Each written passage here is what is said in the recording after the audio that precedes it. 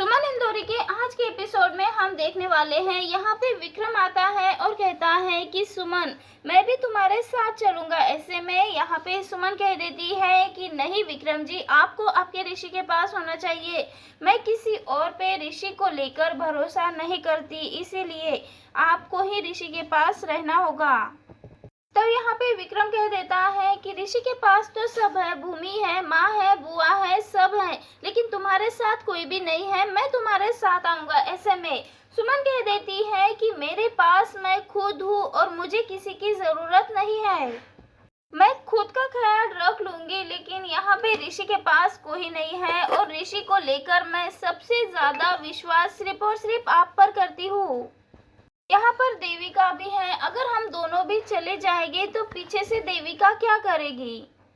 यहाँ पे सुमन कहती है कि मैं ऋषि को लेकर सिर्फ आप पर ही विश्वास कर सकती हूँ अभी, इसीलिए आपको यही रहना होगा। मैं जा रही हूँ। उसी वक्त यहाँ पे देविका की बेटी कह देती है कि चाची, मैं हूँ अपने भाई ऋषि के साथ यहाँ। मैं अपने छोटे भाई ऋषि को कुछ भी नहीं होने दूंगी।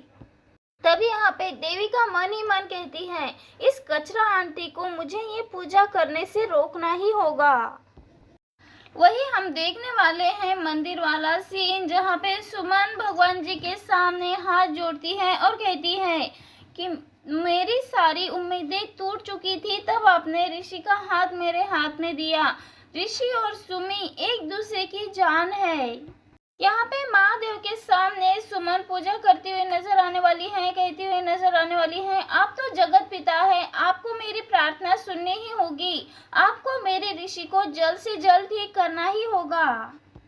यहाँ पे सुमन कहती है कि मैं एक माँ हूँ और एक माँ का अधिकार होता है कि वो भगवान को आदेश दे कि उसके बच्चे की रक्षा करे, लेकिन मैं यहाँ से जा रही हूँ, लेकिन मेरे आने तक मुझे मेरा ऋषि ठीक चाहिए। भगवान जी, आप मेरे ऋषि को ठीक जल्द से जल्द कर दोगे, क्योंकि ये मेरा विश्वास है आप पे, मेरी पुकार है आप पे। तो वही अब सुमन लेने वाली है सबसे बड़ा फैसला। यहाँ पे सबसे बड़ी पूजा करते हुए नजर आने वाली है। सुमन को अपने सर पे एक घड़े में पानी लेकर शिव जी के मंदिर तक जाना होगा और उस पानी को शिव जी पर चढ़ाना होगा। अब यहाँ पे ढेर सारी कठिनाइयाँ आती हुई नजर आने वाली है सुमन की रास्ते में। तभी यहाँ पे सुमन का देवर घड़ा लेके आता है और उसके सर पे रख देता है। यहाँ पे उसका देवर कहता है कि भाभी, आप शिव जी की इस तरह से पूजा कर रही है, ऐसे में हमारे ऋषि को कुछ भी नहीं होगा, ऋषि जल्द से जल्द ठीक हो जाएगा। सुमन यहाँ पे जा रही होती है महाकालेश्वर महादेव के मंदिर में और उसके पाँव में ना ही चप्पल होती है ना ही कुछ और। नीचे से खड़े चुभ रहे होते हैं, कांच चुभ रहे होते हैं। सुमन जय महाकालेश्वर करते हुए आगे बढ़ती है, तभी उसके पाँव में कुछ चुभ जाता है, जिस वजह से खून निकल जाता है। यहाँ पे सुमन इंदौरी तो अपने बच्चे के लिए ढेर सारी कठिनाइयाँ उठाते हुए नजर आने वाली हैं, तो वही तीर्थ मित्तल भी उसी वक्त वहाँ पे आ जाते हैं। सुमन इंदौरी के पैरों से खून निकल रहा होता है, तो अपने हाथ सुमन के पैर के नीचे रख देता है और सुमन के सामने जितनी भी कठिनाइयाँ आती है उन सबको सफाई करते हुए नजर आने वाला है, उन रास्तों को साफ करते हुए नजर आने वाला है और सुमन का साथ देता हुआ नजर आने वाला है। तो वही दूसरी ओर देविका इन दोनों को इस तरह से साथ देखकर बिल्कुल भी खुश नहीं है। उसे लग रहा है कहीं ये दोनों दोबारा से एक दूसरे के करीब ना आ जाए, इसीलिए अब देविका एक बड़ी साजिश करती हुई नजर आने वाली है। अब यहाँ पे गुलशन को लगा देती है देविका कॉल और कहती है कि तुम्हें बदला लेने का सबसे अच्छा मौका है, तुम अभी सुमन इंदौरी से बदला ले सकते हो। यहाँ पे देविका कहती है कि जाओ, एक बड़ी सी गाड़ी लो और मौका मिलते ही दोनों को भी उड़ा दो। दोनों भी अगर सड़क पे मर गए तो कोई हम पर शक भी नहीं करेगा। यहाँ पे देविका तो हर वो कोशिश करती है जैसे कि उन दोनों की जान ले ले। तो वही गुलशन यहाँ पे कहता है, मैडम जी, अगर आज मैंने कोई भी गलती की तो भोलेनाथ जी तो मुझे ऊपर ही बुला लेंगे। यहाँ पे गुलशन तो इनकार करते हुए नजर आने वाला है, तो वही देविका गुलशन को भड़काते हुए नजर आने वाली है और कहने वाली है, ओहो गुलशन, तुम्हें जितने भी पाप लगने थे, पाप करने थे, वो सब तो तुमने कर लिए, लेकिन अब पाप लगने के लिए तुम्हें जगह ही नहीं बची है, तो ये पाप करके अपने पापों को धो लो। यहाँ पे देविका गुस्सा होती है और कहती है कि उन दोनों को बहुत ज़्यादा जल्दी है भगवान के पास जाने की, तो तुम्हें बस उनका काम आसान करना है, इससे तुम्हें पाप नहीं बल्कि पुण्य लगेगा। अब उन दोनों को इस दुनिया से निकालने का टाइम आ चुका है। तो यहाँ पे सुमन और नेताजी को मारने से इनकार कर देता है, तो वहीं दूसरी ओर यहाँ पे देविका दे देती है उसे धमकी, अगर तुमने उन दोनों को नहीं मारा, उन दोनों की जिंदगी खत्म नहीं की, तो मुझे देर नहीं लगेगी तुम्हें उनके पास भेजने में, मतलब शिव जी के पास भेजने में। यहाँ पे अगर उसने सुमन और नेताजी पे हमला नहीं किया, तो यहाँ पे देविका धमकी दे देती है कि वो उस पे हमला करा देगी। यहाँ पे देविका खुद से ही बात कर रही होती है कि इन दोनों की ऊपर जाने की तैयारी तो मैंने कर ही ली है, लेकिन तेरा क्या करूं मैं, आप छोटे से पिल्ले। यहाँ पर सुमन और नेताजी, सुमन अपने सर पे घड़ा लिए और नेताजी अपने हाथ जोड़े शिव जी के मंदिर जा रहे होते हैं, ओम नमः शिवाय, ओम नमः शिवाय कहते हुए। वहीं दूसरी ओर घर वाले भी ऋषि के सलामती के लिए, उसे जल्द से जल्द ठीक होने के लिए पूजा करते हुए नजर आ रहे हैं। सबके मन में सिर्फ और सिर्फ यही बात चल रही है कि ऋषि जल्द से जल्द ठीक हो जाए। वहीं दूसरी ओर सुमन की माँ और उसकी बुआ आ जाते हैं और यहाँ पे सुमन के बुआ को वो सारे पल याद आते हैं जो कि सुमन के साथ हुआ था, गलत हुआ था, उसे किस तरह से घर से धक्के मार के निकाल दिया गया था।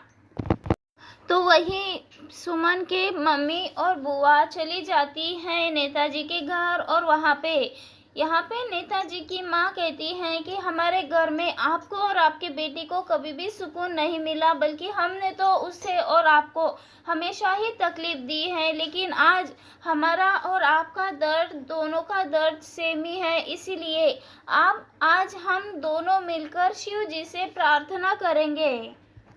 यहाँ पे हम दोनों की प्रार्थना एक है, मंजिल एक है, हम दोनों को भी ऋषि की जान बचानी है, वो सबसे ज़्यादा ज़रूरी है।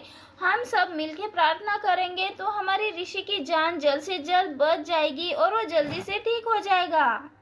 तभी यहाँ पे सुमन की माँ कहती है कि हमारे लिए हमारे ऋषि से बढ़कर और कुछ भी नहीं है, और इसीलिए हम भोलेनाथ के सामने हाथ जोड़कर भीख मांगते हैं कि वो जल्द से जल्द हमारे ऋषि को ठीक कर दे, उसकी जान बचा ले। वही हमें गाना सुनाई देने वाला है शिव जी का, त्र्यंबके यदामहि सुगंधित पुष्टिवर्धनम। यहाँ पे देविका सोच रही होती है किसी भी तरह से उसे ऋषि की जान लेनी है, अगर ऋषि बच गया तो उसके रीवा के फ्यूचर को खतरा है, उसके हिस्से में बंटवारा हो जाएगा, ऋषि को भी हिस्सा देना होगा। ऐसे में यहाँ पे देविका हर तरह से ऋषि को मारना चाहती है, उसे खत्म करना चाहती है।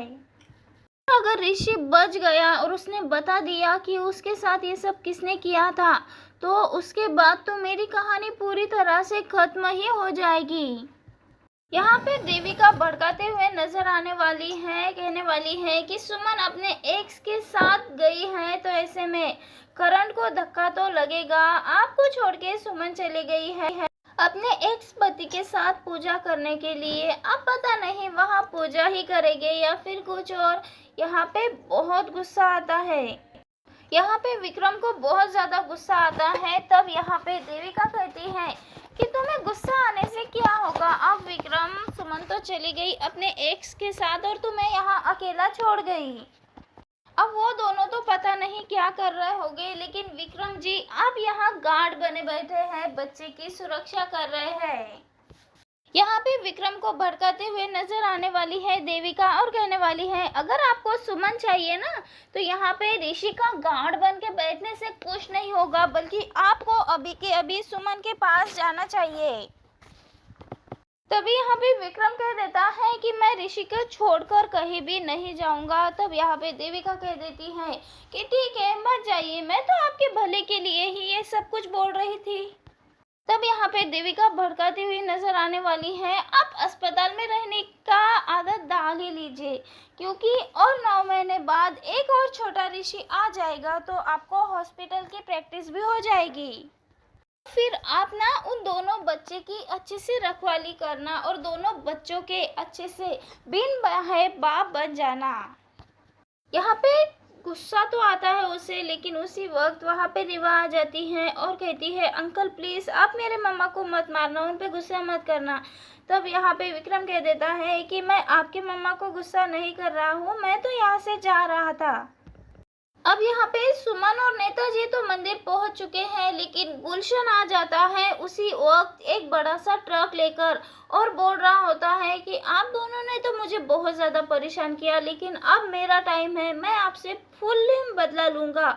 अब यहाँ पे गुलशन उस ट्रक को चलाने वाला है सुमन और नेताजी पर। यहाँ पे उन दोनों को खत्म करने के लिए देविका ने कह दिया है गुलशन को।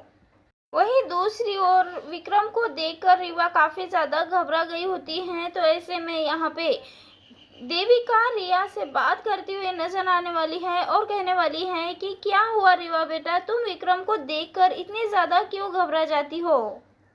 यहाँ पे रीवा देविका से बात ही कर रही होती है कि आखिर वो क्यों डरती है विक्रम अंकल से, तो वही दूसरी ओर हम देखने वाले हैं। तभी नर्स ऋषि के रूम में जा रही होती है कुछ लेकर। तब यहाँ पे देविका सोचती है कि उसे अब चांस मिल गया है ऋषि के रूम में जाने का और उसके बदला लेने का, उसकी जान से खत्म करने का। वहीं दूसरी ओर हम देखने वाले हैं यहाँ पे विक्रम देख लेता है कि किस तरह से देविका अपनी बेटी से बात कर रही है। ऐसे में विक्रम तो घबरा जाता है और कहता है कि ये लड़की तो मेरे सर की तलवार बनती जा रही है, कुछ तो करना होगा। अगर इसने किसी को बता दिया कि तीर्थ को पिटवाने वाला कोई और नहीं बल्कि मैं हूँ, ऐसे में तो बहुत गड़बड़ हो जाएगी। वहीं दूसरी ओर हम देखने वाले हैं यहाँ पे सुमन का देवर और भूमि का सीन। यहाँ पे भूमि के लिए कॉफ़ी लेके आ जाता है और कहता है कि कॉफ़ी पी लो, तुम बहुत ज़्यादा थक गई होगी। वहीं दूसरी ओर भूमि कहती है कि ऐसे भोली भाली शक्ल बनाकर मुझे कॉफ़ी देकर मेरे सामने इम्प्रेशन बनाने की कोशिश कर अगर तुम्हें ऐसा लगता है कि ये सब कुछ देखकर मैं भूल जाऊंगी कि मेरे साथ क्या क्या हुआ है 5 साल पहले और तुम्हारे परिवार और तुमने क्या क्या किया है, तो ये बिल्कुल भी मत सोचना कि मैं ये सब कुछ भूल चुकी हूँ। और 5 सालों से हम दोनों के बीच में कोई भी कनेक्शन नहीं है, इसलिए अच्छा होगा कि आगे भी कोई कनेक्शन ना रहे। पिछले 5 सालों में तुम्हारा और मेरा तो कोई भी मुकाबला नहीं रहा और तुम्हारी औकात भी नहीं है मुझसे दोस्ती करने की, इसीलिए तुम मुझसे हमेशा ही दूर रहना, मेरे पास आने की कोशिश भी मत करना। यहाँ पे नर्स डिस्क्रिप्शन दे देती है और यहाँ पे कुछ इंजेक्शन मंगवाने की कोशिश करती है। यहाँ पे कह देती हैं कि ये इंजेक्शन लेके आ जाना है। ऐसे में अब यहाँ पे तीर्थ का भाई तो सोच रहा होता है कि भाई से वादा किया है कि ऋषि को बिल्कुल भी अकेला नहीं छोड़ेगा, ऐसे में वो कैसे जा सकता है ये सब लाने के लिए, क्योंकि भाई से तो वादा किया है कि ऋषि को बिल्कुल भी अकेला नहीं छोड़ेगा। अब यहाँ पे ये अलग ही दुविधा में पड़ जाता है। तब यहाँ पे भूमि आ जाती है और कहती है कि आप ये किसे दे रही हो, आप गलत इंसान को दे रही हो सिस्टर ये, क्योंकि इनके पास तो पैसे ही नहीं होंगे ना इंजेक्शन लाने के भी। यहाँ पे इशारा करते हुए नजर आने वाली है देवी का नर्स को और कहती हुई नजर आने वाली है कि यहाँ ऋषि की सांसें बंद होगी और वहाँ सुमन और तीर्थ की सांसें बंद होगी। यहाँ पे सुमन और तीर्थ को मारने की कोशिश तो करता है, लेकिन सुमन और तीर्थ दोनों भी बच जाते हैं और अपनी पूजा ठीक से करके अपने ऋषि को भी पा लेते हैं। भगवान जी से पूजा करने के बाद ऋषि को आ जाने वाला है होश, और फिर होश में आने के बाद देविका का भांडा फोड़ता हुआ नजर आने वाला है ऋषि। वेल दोस्तों, आप सबको क्या लगता है, अपनी राय कमेंट के जरिए हमें ज़रूर बताएं और टीवी की ऐसी ही लेटेस्ट अपडेट जानने के लिए चैनल को सब्सक्राइब करें। Thank you for watching my channel. Bye bye.